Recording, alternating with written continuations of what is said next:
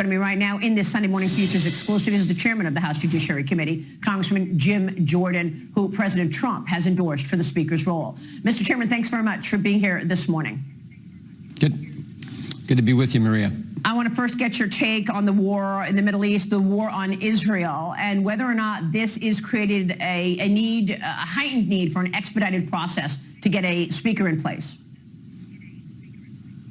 Well, we need to get a speaker in place as soon as possible, someone we can unite around, but you're exactly right. I thought Senator Cotton said it best. We need to give Israel the time, the space, the resources so that they can win and win decisively and send a message to these evil people who did this to our great friend and great ally, the state of Israel. And understand that I think every American is praying for the folks in Israel as we speak right now. But I had the opportunity yesterday to talk to former Ambassador Friedman. I talked to Chairman McCall. We do need to get together and get the resources there and the support there so Israel can win. There is a special bond between the state of Israel and the American people. I've been to Israel 5 times. The way we can work together and help them it's been a long history of that. We need to make sure we continue that and help them win this as quickly as possible.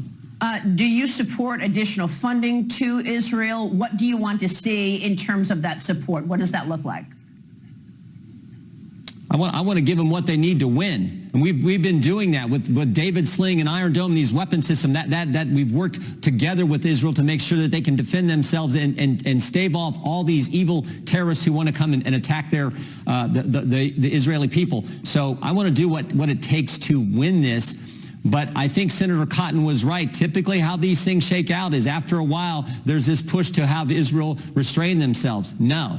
Not like this. This happened on the 50th anniversary of the Yom Kippur War. It happened on Shabbat. This was intentional evil actions by these terrorists, and we need to make sure that they have what they need to win and send a message to stop this kind of ridiculous stuff and take action against these people who are doing these terrible things. Let me turn to the Speaker's race and this candidate forum on Tuesday and then the vote on Wednesday. Can you walk us through how this plays out?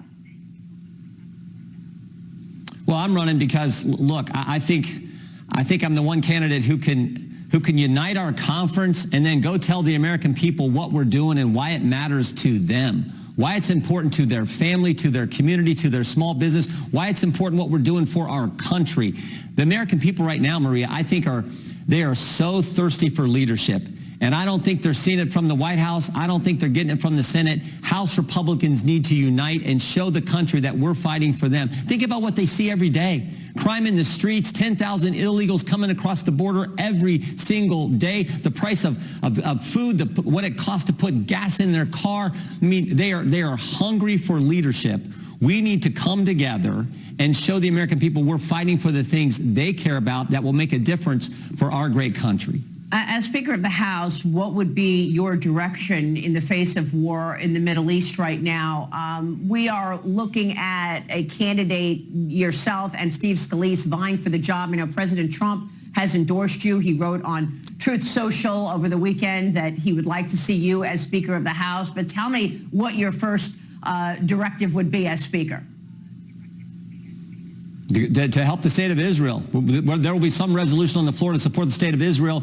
We will consult with Chairman McCall. We will consult with the Senate. We'll work with the State Department and the White House. But that is something that I think gets bipartisan, bicameral, full support from the United States government because, again, this is our great friend and great ally, the state of Israel. So I think that's front and center. And then, frankly, the next order of business is to deal with what's coming on November 17th. And I will outline a plan that I think we have to have. When we walk out of that room next week, we got to have 218 votes for a Republican speaker, and we got to have 218 votes for how we deal with November 17th when the funding bill for the government comes due. We need to have a plan for how we're going to deal with that. And I will outline that in front of my colleagues on Tuesday when we get together.